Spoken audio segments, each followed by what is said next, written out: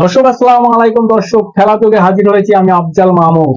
দর্শক আজকে যে আলোচনাটা করব সেটা হচ্ছে বাংলাদেশ টি-20 বিশ্বকাপে বাংলাদেশ তৃতীয় ম্যাচে আবারও জয়ের দেখা পেল।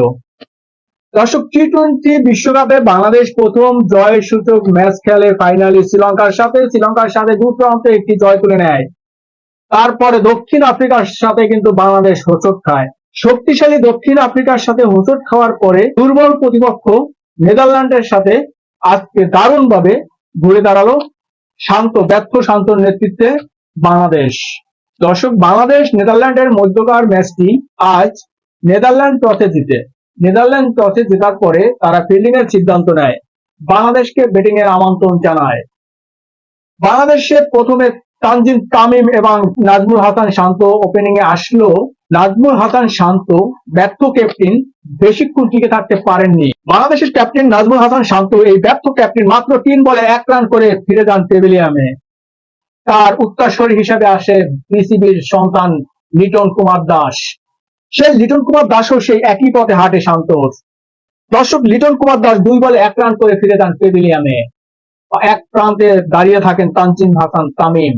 দর্শক বাংলাদেশের আজকে যেখানে অনেক মানুষ ভাবছিল যে 200 রানের একটি টার্গেট বাংলাদেশ দিতে পারে, যেহেতু তারা তাদের দুর্বল প্রতিপক্ষ আজকে নেদারল্যান্ড, কিন্তু সেটা আসলে হয়ে ওঠেনি। কারণ টপ অর্ডারই প্রথমেই ধাক্কা খায় নাজমুল হাসান শান্ত এবং লিটন কুমার দাস, তারা ধাক্কা দিয়ে যান। তারপরে আসেন সাকিব আল হাসান। দর্শক সাকিব আল হাসান আজকে এই বিশ্ব বাংলাদেশের সর্বোচ্চ রান করেছে, 62 রান করেছে সাকিব আল হাসান।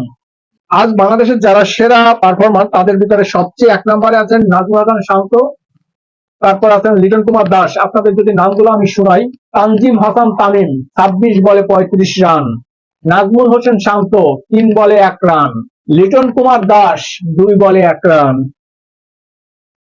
সাকিব আল হাসান 46 বলে 62 রান অপরাজিত, তৌহিদ হৃদয় 9 বলে 14 রান। ভালো একটা ইনিংস শুরু করেছিল তৌহিদ হৃদয় আজকে বরাবরের মতো, কিন্তু যে কোনো কারণে ব্যাড লাক দাঁড়াতে পারেনি।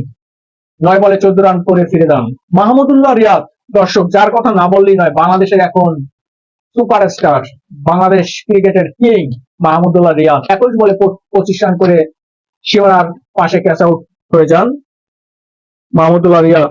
জাকের আলী ভালো একটা ইনিংস খেলেছে, 7 বলে 14 রান করেছে অপরাজিত।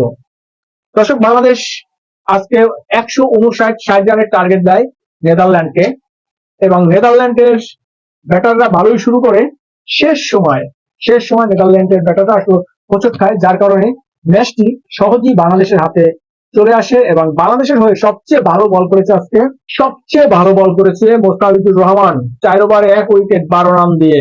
রিশাদ হোসেন 4 ওভারে 33 রান দিয়ে 3 উইকেট। দর্শক ভালো একটি ওভার করেছে এই ম্যাচে নেদারল্যান্ডের সাথে। তানজিম সাকিব 3 ওভারে 23 রান দিয়ে 1 উইকেট নিয়েছে। মাহমুদুল্লাহ রিয়াদ যেখানে যাবে সেখানেই সাকসেস। দর্শক তার প্রমাণ আজও মিলেছে, 1 ওভারে 6 রান দিয়ে 1 উইকেট নিয়েছে মাহমুদুল্লাহ রিয়াদ। সাকিব আল হাসান 4 ওভারে 29 রান দিয়ে 1 উইকেট। তাসকিন আহমেদ 4 ওভারে 30 রান দিয়ে 2 উইকেট।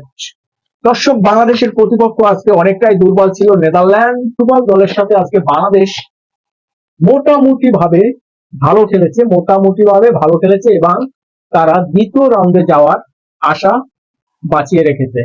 আজ যদি নেদারল্যান্ডের সাথে হারতো তাহলে বাংলাদেশের দ্বিতীয় রাউন্ডে যাওয়াটা ছিল অনিশ্চিত। দর্শক আমরা আর দেখতে চাই না এই নাজমুল হাসান শান্ত এবং লিটন দাসকে। বিসিবি কে বলেছি, হয়তো আপনারা সরান, নাহলে জনগণ একদিন আপনাদেরকে সরাতে বাধ্য হবে। কারণ তার গলায় কাঁটা রাখতে চায় না, কাঁটা সরিয়ে ফেলতে চায়। তো আপনারা ভালোই দর্শকের কথা, জনগণের কথা ভেবে এই পীড়িতের সম্পর্ক না রেখে নাজমুল হাসান শান্ত এবং লিটন দাসকে দ্রুত সরানোর চেষ্টা করুন। না হয় জনগণ, বাংলাদেশের ক্রিকেট প্রেমী আপনাদেরকে সরিয়ে তারপরে সমাধান করবে। দর্শক আমার ভিডিওটি যদি ভালো লাগে অবশ্যই আমার ভিডিও সবাই লাইক কমেন্ট শেয়ার করে আমার সাথে থাকবেন। ধন্যবাদ, দেখা হবে পরবর্তী কোনো ভিডিওতে। আল্লাহ হাফেজ।